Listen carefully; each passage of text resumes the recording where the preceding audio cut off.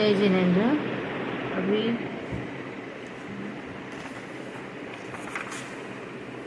उत्तम शास्त्र की 13वीं काव्य का थोड़ा बाकी आगे। नमो अरिहंताणं नमो सिद्धाणं नमो अरिहंताणं नमो विज्ञानं नमो लोई सर्व समूह। इसके आगे है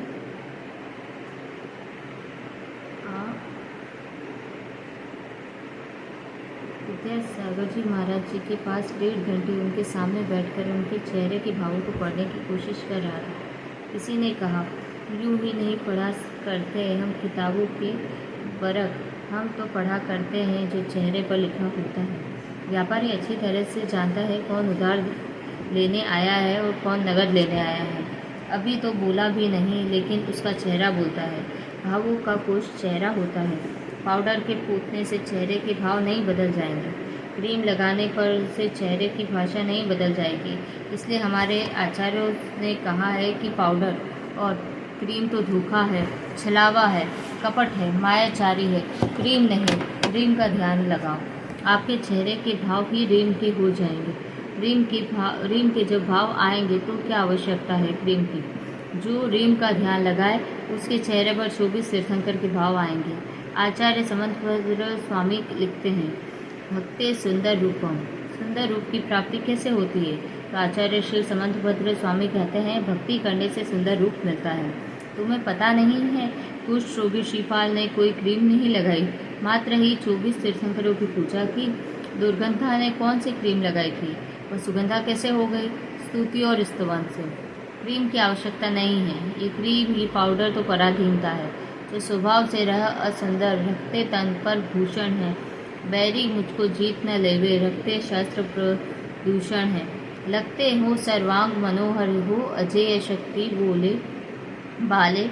अस्त्र शस्त्र वस्त्राभूषण भी वीतराग ने तज डाले।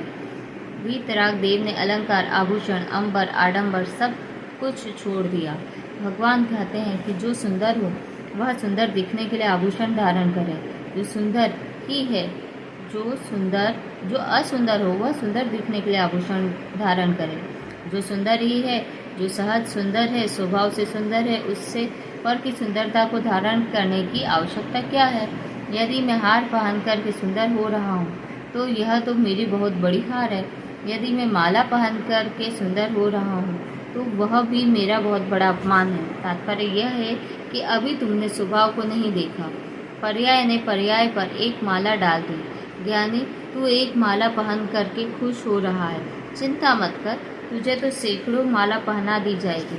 यदि माला पहनने से बहुत खुश होते हैं तो एक दिन जब माला पड़ती है तो सब रोते क्यों हैं? चेहरा बोलता है। सच में ध्यान देना। देखने का अवसर आता है, मिलने का अवसर आता है तो हम ड्रेस बदलते हैं, हम कपड़े नए धारण कर लेते हैं। आज दिवाली है, आज रक्षाबंधन है, नए नए कपड़े निकालो, नए परिधान निकालो। ओहो ज्ञानी, बाजार में दिवाली पर विशेष छूट, नए कपड़े, नई मिठाइयाँ, नए बर्तन, सब कुछ नया नया चाहिए। तो कितने भी नए वस्त्र पहन लेना, लेकिन भावों में नयापन नहीं आया तो व्यर्थ है। तेरा परिचय तेरे वस्त्रों से नहीं होता, भावों से होता है। भाव वस्त्रों से नहीं आते, भाव चेहरे पर आते हैं। हम सब कुछ छिपा लेते हैं, लेकिन चेहरा क्यों नहीं छिपाते? जब हमारे भाव अच्छे नहीं होते तो चेहरा भी छिपाते हैं। कपड़े तो भले ही कितने फटे चिथे पहनने रखना, लेकिन चेहरे के भाव अच्छे हैं तो तुझे व्यक्ति अच्छा ही कहेंगे। कपड़े कितने ही सुंदर पहन के आना, लेकिन चेहरे पर जरा सा क्रोध आ गया तो वह व्यक्ति अच्छा नहीं है। वस्त्रों से महानता प्रकट नहीं होती, अस्त्रों से महानता प्रकट नहीं होती, शस्त्रों से महानता प्रकट नहीं होती, अपितु विचारों से, भावों से महानता प्रकट होती है। भाव कैसे चल रहे हैं? भावों पर उतार चढ़ाव कैसा चल रहा है? तो वस्त्र नहीं है, भाव बदलो। कहीं भी तुम मौन ले सकते हो, लेकिन तुम्हारा चेहरा मौन नहीं लेगा। चेहरा बोलेगा, चेहरा बताएगा तुम क्या हो, तुम्हारे भीतर क्या हो रहा है, कमरे के अंदर क्या हो रहा है। छोटा सा कैमरा बताता है हृदय के अंदर क्या हो रहा है। चेहरा बताता है। मंदिरों में कैमरा सेटिंग हो गई है, कौन व्यक्ति प्रवेश कर रहा है, कौन व्यक्ति बाहर आ जा रहा है, कैमरे सेट है। अब कुछ भी चल रहा है। व्यक्ति ऑफिस के अंदर से देख रहा है कहाँ क्या हो रहा है, उसी तरीके से अपने भीतर क्या हो रहा है ये आप जानो चाहे न जानो, किंतु आपके भीतर जो हो रहा है वही देख रहा हूँ, क्योंकि आपके चेहरे पर झलक रहा है। परमाणु चेहरे के वैसे बनते जाएंगे जैसे परिणाम होते जाएंगे। चेहरे की पर्याय बदलती जाएगी। पर्याय प्रति समय बदलती है, भाव बदलते हैं, पर्याय बदलती है। जैसे हम टीवी पर देखते हैं तो हम हर समय एक चित्र बदलता जाता है, उसी तरह हमारे चेहरे के भाव बदलते जाते हैं। हे प्रभु, आपका मुखमंडल देवताओं के मन को हर लेता है। आपकी छवि को देखकर देवताओं के मन प्रसन्न हो जाते हैं। तभी तो शची अपने हाथों में आपको लेती है और स्वधर्मेंद्र अपने हाथों में खिलाता है। आखिर चेहरे पर क्या है? वीतरागता की सिवा वीतरागता ही तो है। वीतरागता के सिवा मात्र वीतरागता ही तो है। प्रिय आत्मा, दिगंबर परंपरा में तो वीतरागता की ही पूजा है। आपके चेहरे पर जन्म से वीतरागता थी। वीतराग परमाणुओं के द्वारा ही आपका चेहरा बना था। क्रीम पाउडर से आपका चेहरा नहीं बना था। आपका चेहरा तो और रीम के बीजाक्षरों से बना था। भाव बनाओ, चेहरा बनता जाता है। भावों में जिन्होंने शुद्ध भाव बनाए हैं, वीतरागता के भाव बनाए हैं, वैसा चेहरा बनता है। एक चित्रकार के रास्ते में खेलते हुए बालक का चित्र बनाया।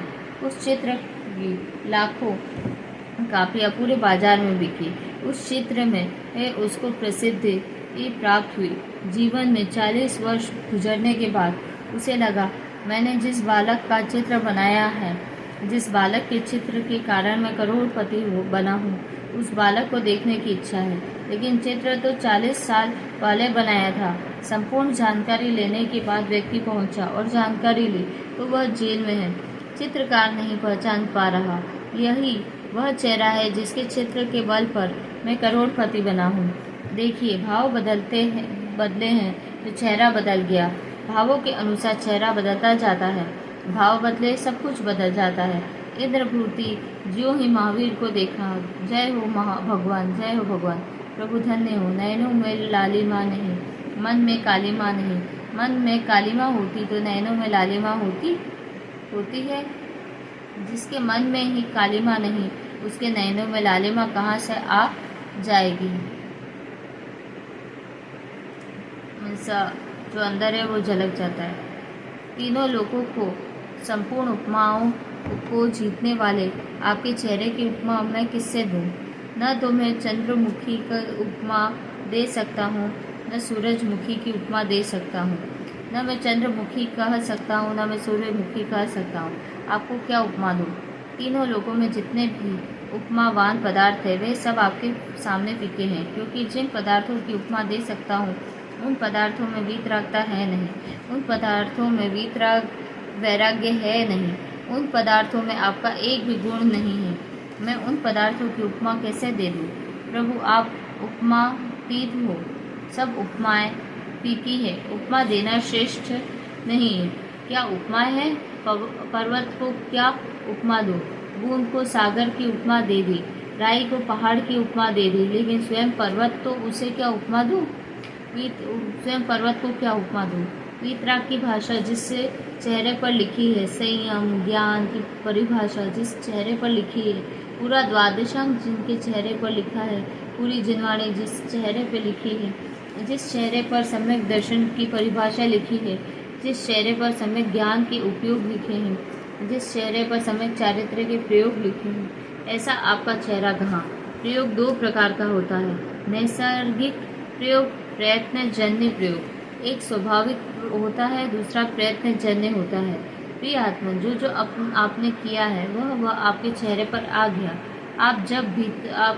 आम जब भीतर पकता है तो उसका वक्कल भी पीला पड़ जाता है। छिलका आम भीतर में पका है, तभी तो बाहर में खुशबू आ रही है। कोई आम को सूंघ कर लेते हैं, कोई आम को देख कर लेते हैं। मिट्टी का घड़ा भीतर से पका है, आग में तपा है, तभी तो बजाने में से मालूम पड़ जाता है कि कच्चा है या पक्का। जब काला होता है तो कच्चा होता है, और जब वही पक जाता है तो लाल हो जाता है। अग्नि का भाव उस घड़े पर आ गया। आम के पकने की क्रिया ऊपर झलक आए, उसी प्रकार भीतर के भावों की क्रिया होती है, वह चेहरे पर झलक आती है। जो भी भीतर में होता है वह बाहर में झलकने लगता है। मछली भीतर ही भीतर तैरती है, लेकिन बाहर में जल निर्मल निर्मल करती है। भीतर में तरना है, बाहर में हरना है। जब भीतर जाते हैं तो तरना शुरू होता है और बाहर जाते हैं तो हरना शुरू होता है। जब हम जिनेंद्र देव के हृदय को नहीं देख सकते, हम क्या देख रहे हैं? हम सुख मंडल देख रहे हैं, आभा मंडल देख रहे हैं। भगवान की प्रतिमाएं बोलती हैं, आपके प्रश्नों का उत्तर देती है। कभी भी आपके मन में कोई प्रश्न हो, बराबर उत्तर मिलता है। चंद्रमा में छोटा सा दाग पाया गया है, लेकिन आप बेदाग हैं। आप में कोई दाग नहीं, आप में कोई दोष नहीं। चंद्रमा में तो दोष भी पाया जाता है, लेकिन आप तो निर्दोष हो। चंद्रमा तो पलाश के समान पीला पड़ जाता है, लेकिन हे प्रभु, आपका चेहरा चाहे दिन में देखो चाहे रात में देखो सदा एक सा ही है। शिल्पी के द्वारा बनाया गया चेहरा मत देखना, वीतराग के द्वारा बनाया गया चेहरा देखना। साधना से बना चेहरा देखो, भावना से बना चेहरा देखो। हम जो भी आज प्रतिमाएं देखते हैं, हो सकता है किसी शिल्पी ने अच्छी बना दिया होगा, तो कोई शिल्पी अच्छी न बना पाए, लेकिन हमको उस चेहरे को नहीं देखना है। हमको तो उस चेहरे को देखना है जो अमूर्त दशा को प्राप्त है, अमूर्त को देखना है। जो आंखें प्रभु को न देख सकी तो पत्थर की है वो आंखें पत्थर में जा टिकी, कहाँ देख पाएगी? ये आंखें दूसरे की आंखों को देखती है, अपनी आंखों को कब देखेगी? कब देखती है? मेरी आंखों ने मुझको कब देखा? यदि दर्पण न होता तो मैं अपने आप को भी न देख पाता। अच्छा रहा कि तुम मुझे दर्पण की तरह मिल गए। प्रिय आत्मा, मैं अपनी ही आंखों से अपने आप को देख लूँगा, क्योंकि तुम मुझे दर्पण की तरह मिल गए। वस्तुतः हम अपने मुखमंडल को देखें, आज हमारे भाव कैसे बन रहे हैं, वैसा चेहरा बन जाएगा। मात्र पाउडर मलने से कुछ नहीं होता, भावों को संभालने से चेहरा संभलता है, मलने से नहीं संभलता। आपकी सुंदरता आपकी समीचीनता पर निर्भर है, भावों की समीचीनता पर निर्भर है। भाव यदि समीचीन है तो कोई मुस्कुराए भी चेहरे पर सुंदरता रहेगी, बिना खिलखिलाए भी चेहरे पर सुंदरता रहेगी। वे न खिलखिलाते हैं न वे मुस्कुराते हैं, फिर भी अपनी वीतरागता हम सभी पर झलकाते हैं।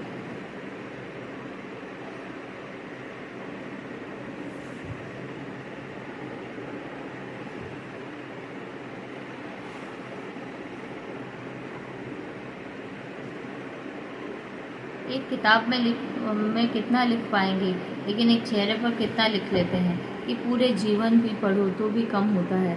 हम इतना पढ़ा इतना लिखा होता है इस चेहरे पे, हम चेहरे को पढ़े, पर ध्यान रखें वीतराग प्रभु के चेहरे को पढ़ोगे तो वीतरागता मिलेगी। रागी के चेहरे पर राग मिलता है, वीतराग के चेहरे पर वीतरागता।